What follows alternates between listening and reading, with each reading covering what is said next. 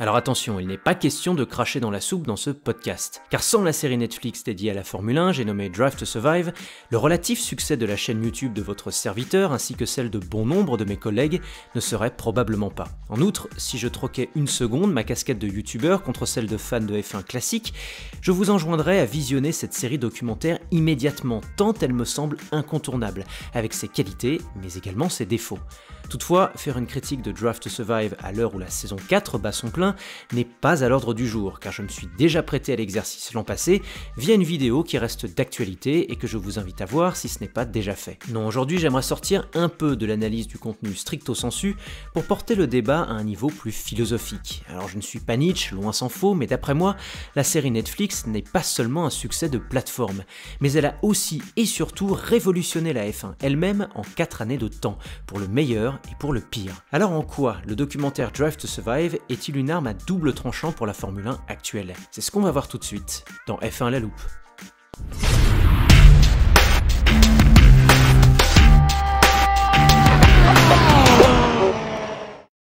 Plus d'audience, plus de storytelling et plus de transparence. Voici ce qu'a donné depuis 2018 la collaboration plus que fructueuse entre l'une des plateformes numériques les plus incontournables de l'ère moderne et la catégorie reine du sport automobile. Alors sur le papier, tout porte à croire que les signaux sont au vert et qu'aucun effet pervers n'est à craindre ni à déplorer. Toutefois, à ces 3 égards, Netflix et la Formule 1, c'est un petit peu comme le yin et le yang.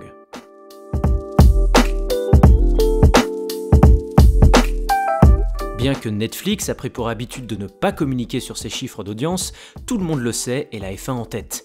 Drive to Survive est un véritable carton planétaire pour tout type de spectateur, qu'ils soient fans du sport au préalable ou indifférents à son égard. Et lorsqu'on constate qu'en 2021, la F1 a été pour la 3e année consécutive la marque sportive ayant le plus progressé sur les réseaux sociaux, que l'audience cumulée a dépassé le 1,5 milliard sur l'ensemble des 22 week-ends de course, et que le Grand Prix des États-Unis à Austin a connu des records d'affluence jamais constatés auparavant dans un pays autrefois plus épris d'IndyCar et de NASCAR que de F1, eh bien il est impossible de ne pas invoquer la main invisible de Netflix pour expliquer cette évolution. Mais c'est surtout la structure de cette audience qui interpelle.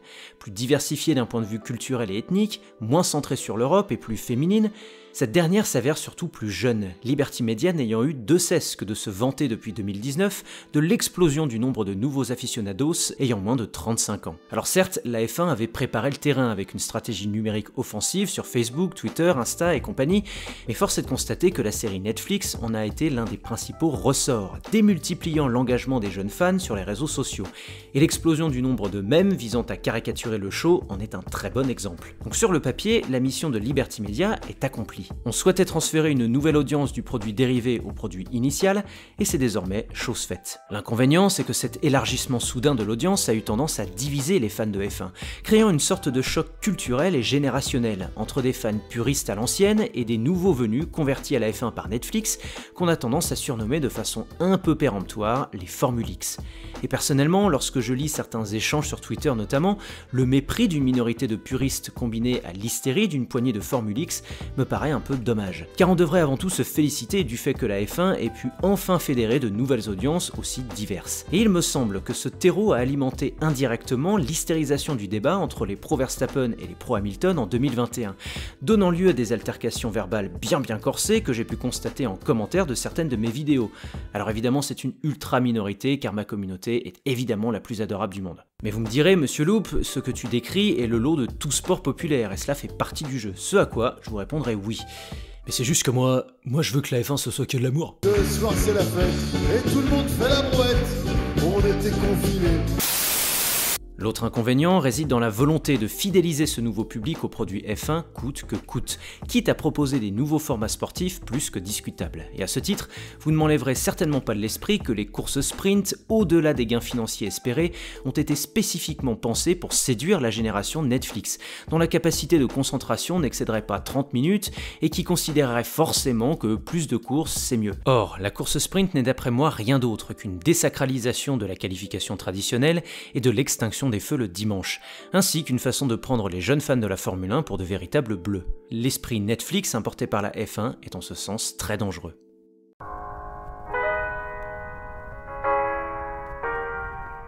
S'il y a bien un aspect qui manquait trop souvent à la F1 pré-Liberty Media, c'est bel et bien le storytelling. Voilà un manque qui a été plus que comblé par Drive to Survive, participant ainsi au regain de popularité de la discipline et celle de ses héros, à savoir les pilotes. Pierre Gasly, Daniel Ricciardo, Lewis Hamilton, Romain Grosjean ou encore Sergio Pérez. Ils ont tous été passés au crible par la série pour le bonheur des spectateurs qui, en plus de pouvoir satisfaire leur curiosité, se sont attachés à des personnages et à leurs péripéties inspirantes. Et lorsque ce storytelling à succès traduit une réalité, il peut même participer à rééquilibrer quelques injustices au sein du sport lui-même. Et dans cette perspective, l'exemple d'Esteban Ocon est très intéressant.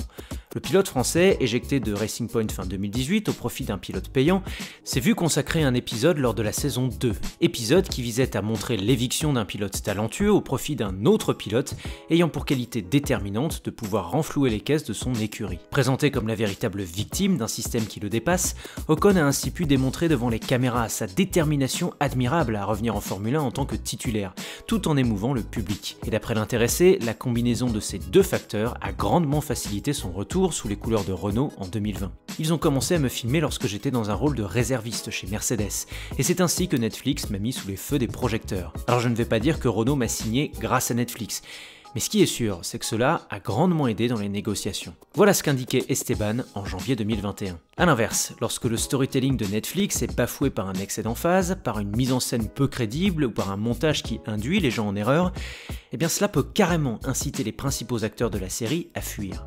Et c'est précisément l'histoire qui se cache derrière Max Verstappen qui, rappelons-le, ne participe pas à la saison 4 alors même qu'il fut sacré champion. Donc si le storytelling de Drive to Survive n'est rien d'autre qu'une pression médiatique supplémentaire pour les pilotes et qui s'accroît au fur et à mesure que la série atteint des niveaux de popularité stratosphériques, eh bien on peut tout à fait imaginer que d'autres personnages du paddock suivent à terme la même logique. Je comprends parfaitement que la série soit là pour stimuler la popularité de la Formule 1, mais de mon côté, en tant que pilote, je n'aime pas en faire partie, car ils ont inventé des rivalités qui n'existent pas, et je ne suis pas vraiment du genre à faire dans la dramaturgie. Je veux juste des faits et des choses réelles. Vous l'aurez compris, Max Verstappen n'a pas mâché ses mots à l'égard de la série, et si l'on s'en réfère à la mauvaise captation du duo Vettel-Leclerc lors de la saison 2, de l'exagération de la rivalité entre Ricciardo et Sainz au cours de la même saison, et pire encore, à la guéguerre montée de toutes pièces entre le même pilote espagnol et son bro de toujours Lando Norris en saison 3, difficile de donner tort au champion du monde en titre. Netflix doit donc tirer les leçons de cette absence, sans quoi les sentiments d'accessibilité et de transparence qui font le succès de la série pourraient tout simplement s'estomper si de plus en plus de participants refusent de jouer le jeu.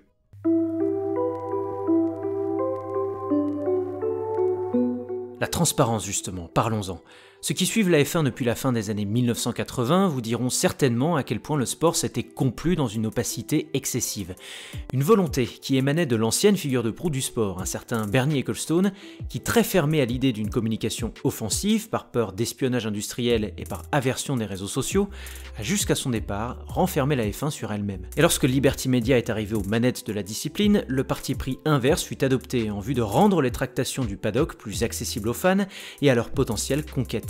Et dans cet objectif, Drive to Survive est l'équivalent d'un vlog XXL, permettant à tous d'en découvrir enfin un peu plus sur les coulisses de la Formule 1. Alors on le sait, le parti pris a été plus que payant, puisque ce sont les problématiques liées à l'envers du décor, telles que les déboires de Gunther Steiner ou les tensions entre Christian Horner et Toto Wolff, qui ont ramené de nouveaux fans en masse devant leur télévision le dimanche, et non l'inverse. Le problème, c'est lorsque cette volonté de transparence dépasse le cadre de la série et vient s'immiscer dans le sport lui-même, quitte à peser lourd sur les décisions sportives. Et là, je vais être obligé de revenir sur le fiasco d'Abu Dhabi en 2021. Alors pour être clair, je ne suis pas en train de vous dire que Michael Masi a délibérément pipé les dés de la fin du championnat après avoir reçu un coup de fil du patron de Netflix lui demandant de pimenter un peu les choses. Là, on serait sur du complotisme délirant qui n'a pas lieu d'être. En revanche, je crois que le lien entre Drive to Survive et cette fin de championnat controversée existe bel et bien, mais de façon beaucoup plus insidieuse. Et c'est là qu'on en revient à la question de la transparence.